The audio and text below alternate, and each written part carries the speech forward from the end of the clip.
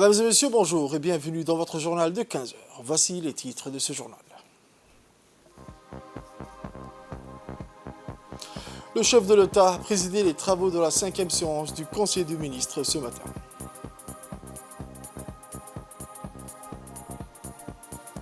Et dans l'actualité internationale, Israël bloque encore plus qu'avant l'aide à Gaza, dénonce deux ONG.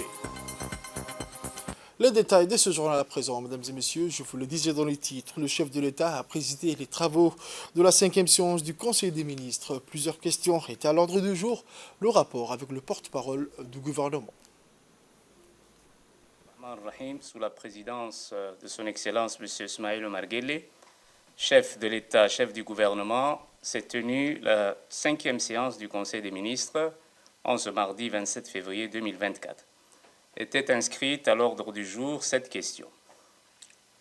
La première question concerne un projet de loi portant ratification de l'accord de financement concessionnel du projet régional d'intégration numérique en Afrique de l'Est. Cet accord de financement de 3,6 milliards de francs est obtenu auprès de l'IDA, l'Association internationale de développement, dans le cadre du projet intitulé Projet régional d'intégration numérique en Afrique de l'Est. Ce projet vise à accroître la connectivité au débit transfrontalière, le flux de données et le commerce numérique dans la région.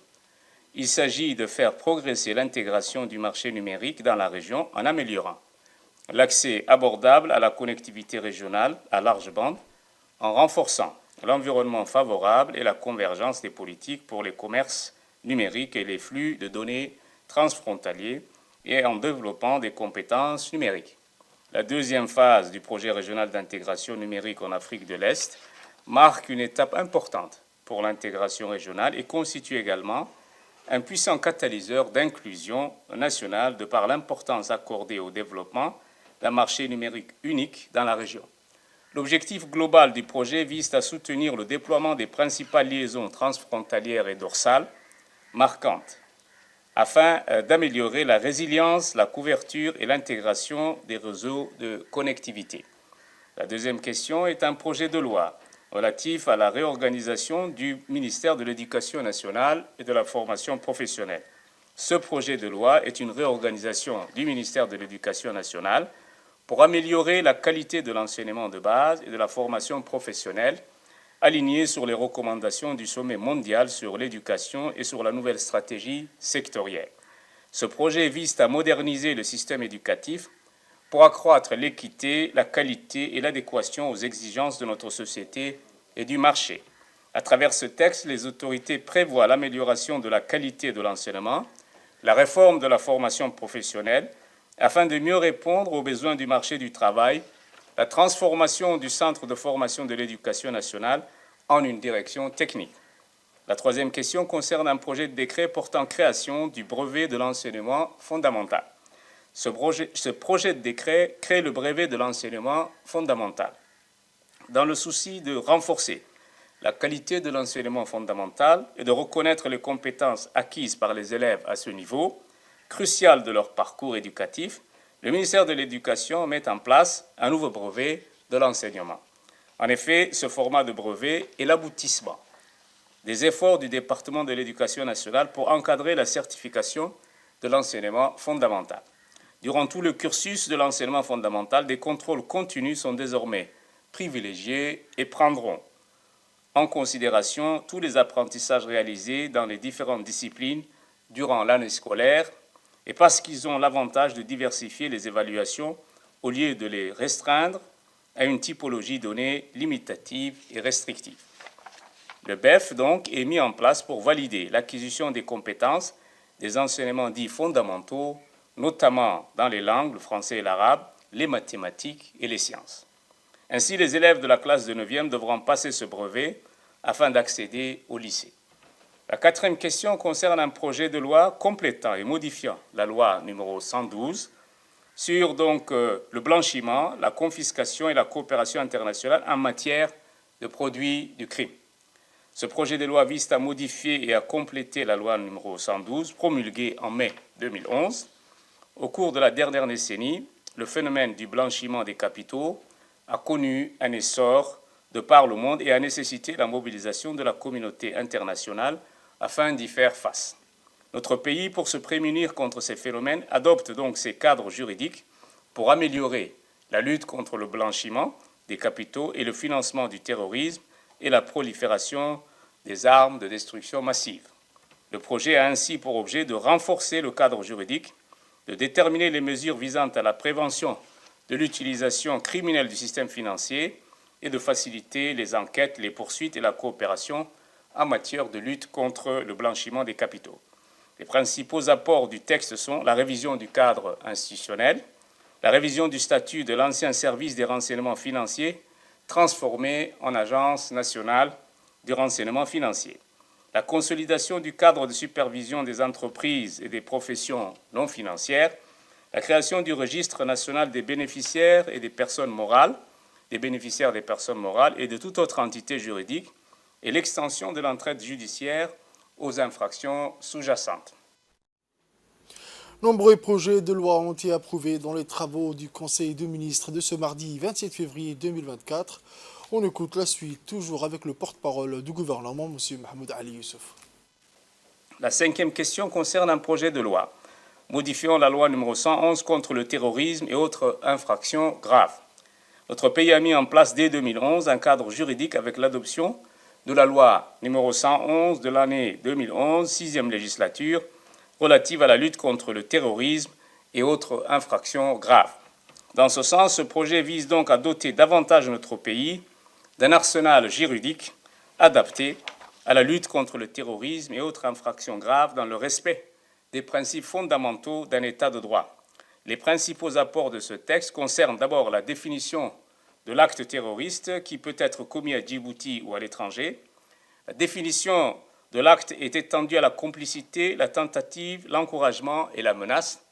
La définition est plus complétée pour les agents publics.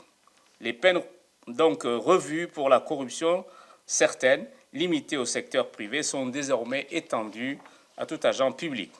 La sixième question est relative à un projet de loi modifiant et complétant la loi numéro 110, relative à la lutte contre le financement du terrorisme. Ce projet de loi vise à modifier la loi numéro 110 promulguée en mai 2011. Le projet définit donc le cadre juridique relatif à la lutte contre le financement du terrorisme en République de Djibouti et de prévenir l'utilisation des circuits financiers et bancaires à des fins de financement de l'acte de terrorisme. Cette réforme juridique vise donc à se conformer aux résolutions pertinentes du Conseil de sécurité des Nations Unies et aux 40 recommandations du GAFI. Les principaux apports de ce texte sont donc les définitions supplémentaires les plus complètes, l'intégration de la circonstance factuelle objective afin de limiter les risques d'envoi de fonds dans certains pays où le risque de financement du terrorisme est élevé, la création d'un comité technique de mise en œuvre et de gestion des sanctions financières, la mise en place d'un registre national des organismes à but non lucratif, ainsi la notion de passeur de fonds également mieux définie. La septième question concerne un projet de décret portant nomination. Monsieur donc Ismail Hamoud Ilmi est nommé directeur des programmes au sein de la Commission nationale des droits de l'homme. Madame Oumalkhair Mohamed Bourane est nommée directrice du personnel et du budget à la Commission nationale des droits de l'homme. Et Madame Fadouma Abdi Issé est confirmée dans ses fonctions de directrice de la culture au ministère de la Jeunesse et de la Culture. En fin de journée d'hier lundi, le Premier ministre en Excellence, M. Abdelkader Kamel Mohamed, a reçu consécutivement dans le salon d'honneur de la primature la visite de courtoisie du nouvel ambassadeur du Royaume d'Espagne, son Excellence Guillermo Antonio López, ainsi que celle du nouvel ambassadeur extraordinaire et plénipotentiaire du Chili, son Excellence Rodrigo Guzmán Barros, en présence du chef du cabinet, M. Ali Silay. Les diplomates ont à tour de rôle exprimé leur détermination et motivation pour le renforcement du niveau d'échange et de coopération entre leurs pays respectifs et la République de Djibouti. En effet, lors de l'audience, le nouvel ambassadeur espagnol décrit Djibouti comme un havre de paix qui pourrait jouer avec les supports multilatéraux un rôle de premier plan pour la sortie des crises régionales. De plus, le nouvel ambassadeur s'engage à renforcer l'enseignement de la langue espagnole sur notre territoire.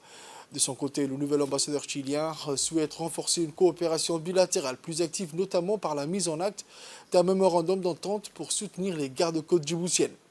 Chacun de ces ambassadeurs a salué l'état privilégié des relations bilatérales de leur pays avec la République de Djibouti, et bien que ces deux nouveaux diplomates extraordinaires et plénipotentiaires soient accrédités auprès de nôtres, ces derniers n'y résident pas. Enfin, le Premier ministre a souhaité la bienvenue à l'ambassadeur Lopez et l'ambassadeur Guzman Barros et leur a témoigné son soutien élevé les partenariats à Djibouti.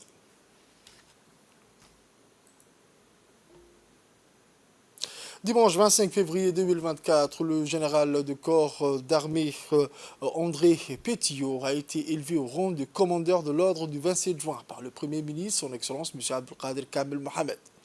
Cette cérémonie de décoration s'est déroulée au salon d'honneur de la primature en présence du ministre de la Défense, son Excellence M.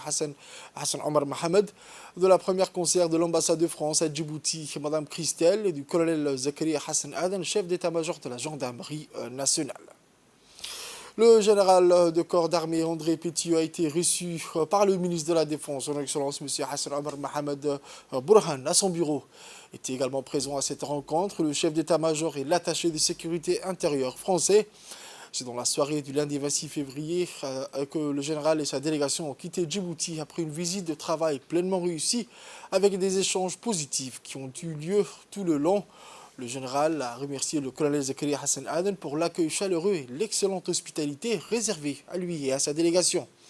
Le chef d'état-major de la gendarmerie a pour sa part remercié l'adjoint au directeur général pour sa visite qui témoigne de la vitalité de la coopération entre les deux institutions sœurs pour les discussions fructueuses sur les projets communs en cours. Ensuite, le colonel Zakaria Hassan Aden, chef d'état-major de la gendarmerie nationale, a reçu le samedi 24 février le général de corps d'armée André Pétillot, adjoint au directeur général de la gendarmerie française en visite à Djibouti. A été en visite à Djibouti du 24 au 26 février auprès de la gendarmerie de Djibouti. L'adjoint au directeur général était accompagné dans ce cadre par le colonel Laurent Le Goff, attaché de sécurité intérieure près de l'ambassade de France à Djibouti, du lieutenant-colonel Julien Jourdan, du cabinet du directeur général de la gendarmerie française et de la capitaine Mathilde, aide de camp du major général. À son arrivée à l'état-major, le général de corps d'armée a rendu les honneurs au perron de l'état-major avant d'être reçu par le chef d'état-major à son bureau, où les deux chefs militaires se sont entretenus sur plusieurs sujets portant sur des projets de renforcement et souligné les liens privilégiés de coopération entre les deux institutions. Une présentation en PowerPoint de la gendarmerie a été faite à l'adjoint au directeur général et à sa délégation à la salle de réunion. À l'issue, les deux chefs militaires ont signé deux déclarations d'intention. La première porte sur le renforcement de l'équipe cynophile de la gendarmerie djiboutienne qui projette de se doter, en plus des chiens d'explosifs, aux chiens de détection de stupéfiants, aux chiens d'attaque pour l'arrestation d'individus dangereux et des chiens d'assaut pour les interventions spécialisées. La deuxième déclaration portait, quant à elle, sur le jumelage et le partenariat entre l'école internationale de perfectionnement à la pratique de la police judiciaire djiboutienne et le Centre national de formation de la police judiciaire française dans le domaine de la police judiciaire, notamment les formations, le partage d'expertise et les échanges de bonnes pratiques entre les deux pôles d'excellence en matière de police judiciaire. Le président de l'Assemblée nationale, son Excellence, M. Dileta Mohamed Dileta, a reçu mardi 27 février aujourd'hui le nouvel ambassadeur du Royaume d'Espagne accrédité en République de Djibouti, honorable Guillermo Antonio Lopez. L'entretien entre le président de l'État et l'ambassadeur du Royaume d'Espagne a porté sur les voies et moyens de consolider les relations d'amitié et de coopération entre les deux pays frères, notamment en matière de coopération parlementaire. Le président de l'Assemblée nationale a souhaité la bienvenue au nouvel ambassadeur et l'a assuré de sa disponibilité et de son soutien dans l'accomplissement de sa mission. En outre, le président du Parlement a salué l'engagement de l'Espagne et de la force européenne dans la lutte contre la piraterie maritime qui fut un réel succès. Pour sa part, l'ambassadeur du Royaume d'Espagne a tenu à transmettre au président de l'Assemblée nationale un message de remerciement aux autorités djiboutiennes. Ensuite, le président de l'Assemblée nationale de l'État, Mohamed Dileta, a reçu la visite de courtoisie du nouvel ambassadeur de l'État chilien en République de Djibouti, M. Rodrigo Eduardo. L'entretien s'est déroulé au salon d'honneur du Parlement Après les salutations d'usage, les deux hommes ont évoqué l'état de relations d'amitié et de coopération entre les deux pays frères, ainsi que les voies et moyens de les raffermir davantage. Le président du Parlement a fait part au nouvel ambassadeur de la disponibilité pleine et entière de l'Assemblée nationale dans l'accomplissement de sa mission diplomatique dans notre pays. L'ambassadeur Rodrigo Eduardo, pour sa part, a tenu de remercier le président de l'Assemblée nationale pour l'accueil chaleureux qui lui a été réservé. Et à sa délégation, il a par ailleurs promis d'œuvrer au renforcement des liens d'amitié et de coopération entre les deux pays, en particulier dans les domaines portuaires, des ressources maritimes et tout ce qui concerne la mer en général. Je vous emmène au nord à présent, où l'association aubokoise de la promotion de l'agriculture a organisé une cérémonie de signature de l'accord du projet avec l'ambassade de Djibouti ce matin. La cérémonie a eu lieu à l'ambassade du Japon et a été présidée par le président de l'association AOPA et l'ambassadeur du Japon à Djibouti. L'accord signé consiste en un projet de construction de 2 citernes enterrées dans la région d'Obok, avec l'appui de la préfecture d'Obok et les conseils régionaux d'Obok, et grâce au ministère de l'Agriculture et l'association aubokoise de la promotion de l'agriculture. L'association a obtenu l'accord de réalisation de leur projet de la part de l'ambassade du Japon, qui est si important pour la population dans les zones rurales afin de leur protéger contre la soif qui est due au changement climatique et à la sécheresse. Après avoir procédé à la signature du contrat, l'ambassadeur du Japon et le responsable de l'association ont tous rappelé l'importance des réalisations de ce projet bénéfique pour les habitants du région. Et puis, la cérémonie s'est clôturée avec une séance de photos de famille. L'encourager pour mener à bien les travaux de construction, l'entretien des infrastructures après l'achèvement, ainsi que le suivi du projet. Surtout, je voudrais compter sur votre effort pour assurer un suivi continu sur le nombre des ménages bénéficiant du projet afin de pouvoir quantifier l'impact du projet. Je tiens également à remercier chaleureusement tous les membres présents aujourd'hui à cette cérémonie, en espérant que la mise en œuvre de ce projet se déroulera sans entrave. Santé à présent, le secrétaire général du ministère de la Santé, M. Mohamed Ali Mohamed, et le chargé d'affaires de l'ambassade des États-Unis d'Amérique à Djibouti, M. Christopher Snipes, ont présidé ensemble la cérémonie de réhabilitation complète du poste de santé d'Ali Ouneh qui a été inauguré en février 2019. Ainsi, le poste de santé de Ali Ouneh va bénéficier d'une extension avec une urgence et la mise en service de l'adduction d'eau potable. Cette cérémonie a vu la participation du sous-préfet de Damerjog, M. Abdi Hassan, de la représentante de l'USAID, Mme Nancy, et du conseiller principal du ministre de la Santé, M. Abdelkader Mohamed, et du médecin-chef de la région d'Arta, Dr Yacoub Hussein. L'objectif de cette visite consistait à procéder à l'inauguration d'une urgence fonctionnelle 24 heures sur 24 et l'installation d'un système d'alimentation d'eau potable du poste de santé de Ali Ouneh qui faisait face à un manque accru d'eau. Ces travaux ont été financés par l'USAID. Pour rappel, la République de Djibouti s'est engagée pour l'atteinte des objectifs de développement durable à l'horizon 2030 et plus spécifiquement de l'objectif qui vise à garantir l'accès de tous à l'eau et à l'assainissement et à assurer la gestion durable des ressources en eau. Après l'inauguration des installations hydriques, la délégation conduite par le secrétaire général a effectué une visite des différents services du poste de santé de Ali Ouneh pour voir des visu les activités de consultation et des prises en charge. Notant que cet événement s'est déroulé dans une ambiance de fête, les notables coutumiers et les habitants du village de Ali Ouneh ont réservé un accueil très chaleureux au secrétaire général du ministère de la Santé, M. Mohamed Ali Mohamed, et aux membres de sa délégation.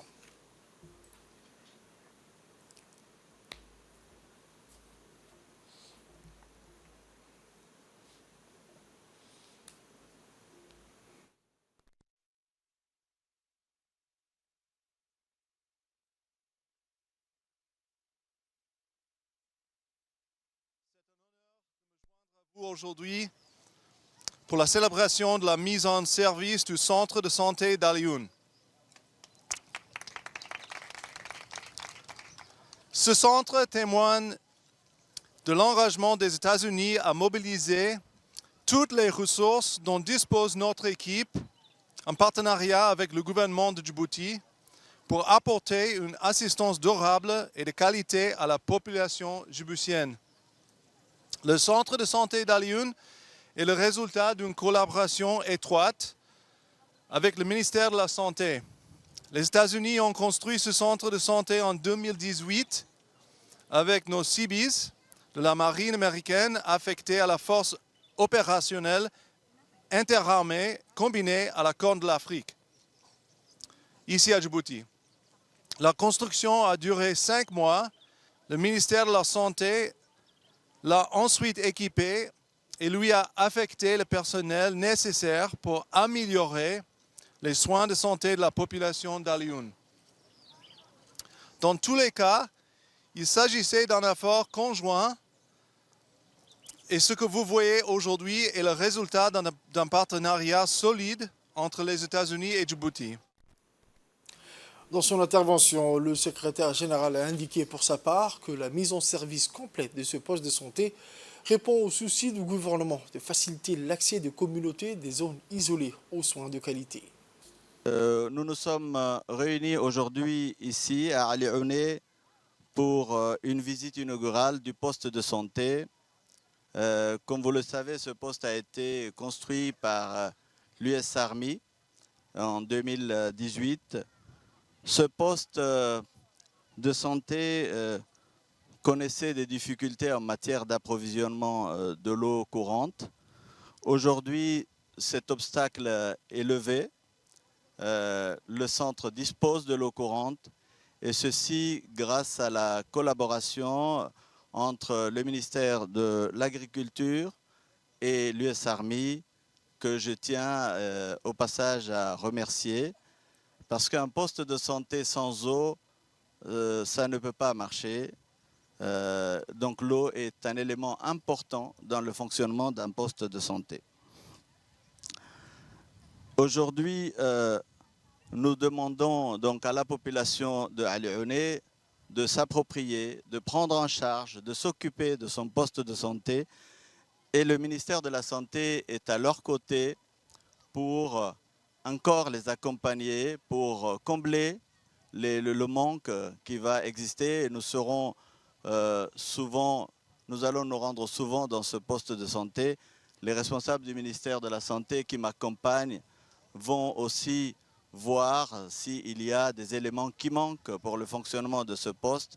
Et nous sommes là pour faire en sorte que la population de Alioune trouve les mêmes soins que ceux qu'on trouve dans les capitales ou dans les chefs-lieux. Autre actualité de ce journal, l'association pour un avenir meilleur, plus connue sous son acronyme APAM, a procédé la semaine dernière au siège du conseil régional la cérémonie de lancement officiel de son projet ayant pour thème amélioration de l'accès à l'eau potable dans le quartier Warak de la ville d'Ali-Sabié. Ce premier projet d'une organisation de la société civile s'inscrit dans le cadre du projet d'appui à l'engagement de la société civile dans le processus de développement local financé par l'USAID et mis en œuvre par la compagnie Kaizen. Cette cérémonie de lancement de ce projet pour l'appui d'accès à l'eau potable des ménagers vulnérables a vu la participation de la préfète adjointe, Mme Saïda Ouabri, du vice-président de l'instance régionale de la décentralisation, M. Daoud Saïd Gildon, de la représentante de l'agence de la compagnie Kaizen, le président de l'association APAM, M. Charmarke, des représentants de 5 associations à Assadjouk, les membres du groupe Cluster ainsi que des membres de la société civile de la ville Assadjouk. Au cours de cette rencontre, en premier lieu, le président de l'association a fait un bref historique de son association par vidéoprojection, suivi de la présentation de son projet pour informer plus sur le site de la réalisation du projet, sur les bénéficiaires ainsi que les activités que l'association compte mettre en œuvre. Ces nouveaux projets financés par le peuple américain à travers son agence de développement, l'USAID, contribuera à renforcer et à consolider le partenariat entre la République de Djibouti et les États-Unis d'Amérique. Le résultat de tous les efforts que nous avons fournis et on sera là accompagner les associations de 5 clusters qui sont aujourd'hui notre fierté vraiment. Moi personnellement, je suis vraiment très fière de ces associations qu'on a sélectionnées. Quand je vois l'association Club des jeunes entrepreneurs, d'As Bio, l'association AGCD, Iftin d'Ali Sébier, je vois le travail qu'ils fournissent et l'engagement qu'ils démontrent et c'est une fierté pour nous. Fait divers de ce journal, c'est dans le cadre de la lutte contre le trafic illicite des marchandises. Une opération de saisie de cas de contrebande a eu lieu ce matin à la brigade de PK12. Les équipes des douanes de la brigade de PK51 et les gendarmes de la brigade routière de PK12 ont démontré l'engagement indéfectible envers la préservation de l'intégrité économique nationale. Au cours de cette opération, les agents de la douane du PK51 et les gendarmes de la brigade du PK12 ont réussi à intercepter environ 30 colis D4, chacun renfermant 100 paquets équivalent d'une valeur de 2 millions de nos francs. La saisie a été suivie d'une action immédiate sur le terrain où les produits saisis ont été incinérés, affirmant ainsi la détermination du pays à éradiquer ce fléau de manière décisive. La contrebande des cadres, en particulier représentant une menace sérieuse pour l'économie locale, les agents des douanes et les corps militaires travaillent de concert pour démanteler ces réseaux illicites et protéger les frontières du pays contre ce commerce nuisible. La destruction de ces marchandises saisies sur place souligne l'engagement ferme à éliminer les activités illégales qui minent la stabilité économique. Cette action vise également à décourager non seulement les trafiquants, mais aussi à sensibiliser la population sur les conséquences néfastes de ces pratiques sur l'économie nationale. Pour sa part, le chef de la brigade des douanes de PK51, M. Suleiman, a souligné que la lutte continuera pour éradiquer ce trafic illicite. Une cérémonie de fin de formation s'est déroulée avec éclat à l'illustre hôtel de Gadili dans la ville blanche, sous l'égide du prestigieux centre islamique de roi Abdelaziz de Tadjoura. Une assemblée distinguée a répondu présente à cet événement inoubliable. Parmi les éminents invités figuraient le préfet de la région de Tadjoura, M. Mohamed Abbas, le vice-président du conseil régional, M. Abdelkader Omar, ainsi que des personnalités éminentes du secteur privé, du secteur public, des autorités traditionnelles, les élèves et les parents d'élèves. Sous la houlette de l'attaché religieux à l'ambassade de l'Arabie Saoudite, M. Mohamed Al-Sheibani, la direction du centre islamique de Tadjoura a tenu à exprimer les vœux les plus sincères de bonheur, de santé, de prospérité à Sa Majesté le gardien des mosquées saintes, le roi Salman Ben Abdelaziz, ainsi qu'au prince héritier Mohamed Ben Salman. La cérémonie a débuté avec l'interprétation solennelle de l'hymne national suivie de la récitation du Saint-Coran. Une formation d'une durée de 90 heures a été organisée au lycée de Tadjoura, sous le patronage du ministère de l'Éducation saoudienne, en collaboration avec le ministère de l'Éducation nationale et de la formation professionnelle djiboutienne, et dispensée par le distingué Dr Amin Mohamed Al-Hassan, le directeur. Le Dr Nasser Ibn Saad a guidé les invités à travers une exposition culturelle du royaume de l'Arabie Saoudite, présentée sous une tente ornée d'objets symboliques du patrimoine saoudien. Les visiteurs ont ainsi pu découvrir et apprécier la richesse culturelle du pays, son histoire et ses traditions séculaires. Aux nouvelles mondiales à présent, je vous le disais dans le titre, 2 ONG ont accusé Israël de continuer à limiter l'aide humanitaire dans la bande de Gaza, malgré la demande de la Cour internationale de justice de tout faire pour empêcher un génocide dans le territoire assiégé. Amnesty International a déclaré que les autorités israéliennes n'avaient pas pris les mesures minimales nécessaires pour se conformer à l'arrêt de la CIG rendu en janvier. Selon Amnesty Human Rights Watch, le nombre de camions d'aide humanitaire entrant à Gaza a diminué d'environ un tiers depuis la décision de la Cour, rendue dans le cadre d'une affaire intentée par l'Afrique du Sud accusant Israël de violation de la Convention des Nations Unies sur le génocide. Le président de l'autorité palestinienne, Mahmoud Abbas, a accepté la démission du gouvernement du Premier ministre Mohamed et a indiqué la présidence dans un communiqué. Le président a publié un décret acceptant cette démission et a chargé Mohamed et son gouvernement de rester temporairement. C'est tout pour ce journal de 15h, mesdames et messieurs. Merci à vous de l'avoir suivi et restez avec nous pour la suite du programme sur Télé Djibouti.